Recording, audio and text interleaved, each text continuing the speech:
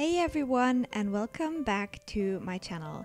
Today I want to share with you a very festive recipe that is super easy as well and just needs a tiny little bit of patience. So if you want to see how to make this festive risotto, then please keep watching. You want to start out by peeling your onion, and then you want to cut it down into small bits.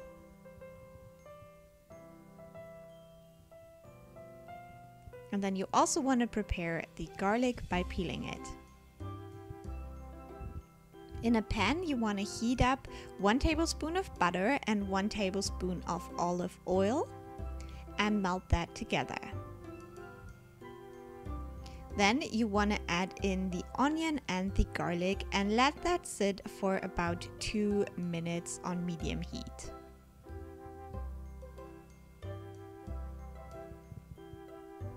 Meanwhile, you want to go ahead and cut down your, I don't even know what you call that. I have to look it up. I'm sorry. And you want to cut it down quite well. Now, these were pre-made basically, so they're ready for kitchen use. If you buy the fresh ones, then you will have to deal with that later. Chestnuts. Is it chestnuts? I think it is.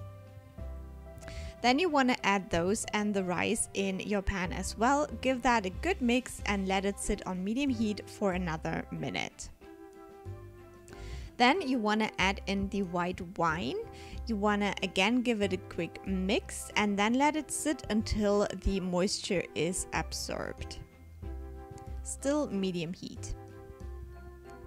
When that's done, you can start adding the vegetable stock, and you want to add it little by little and always wait until the moisture is absorbed. You want to keep mixing so it doesn't burn at the bottom, but it is okay if it starts sticking a bit at the bottom. You just use your wooden spoon to scrape that off because that is actually flavor. So you just want to repeat this step until all of the liquid is used, and this should take about 20 minutes. Yeah, we're still going here. As I said, you need a little bit of patience with this recipe.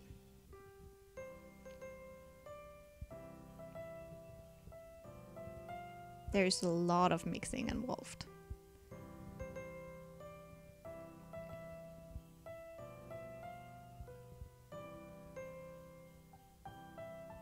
Then you can go ahead and add some salt, pepper and nutmeg to taste as soon as the liquid has been absorbed completely and you're happy with the texture.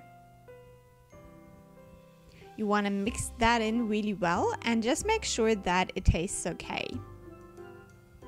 And then you want to add in the parmesan cheese. And again, mix it in really well. And if you're done with this step, you want to just set it to the side for about 4 minutes before serving it so it can settle. And then you're all ready to enjoy. So I hope you give this a try. I really enjoyed this recipe. I think it tastes fantastic. And as I said, it is very easy to make. You don't need a ton of ingredients, and it's definitely festive. Let me know what you think, and I will talk to you soon. Bye!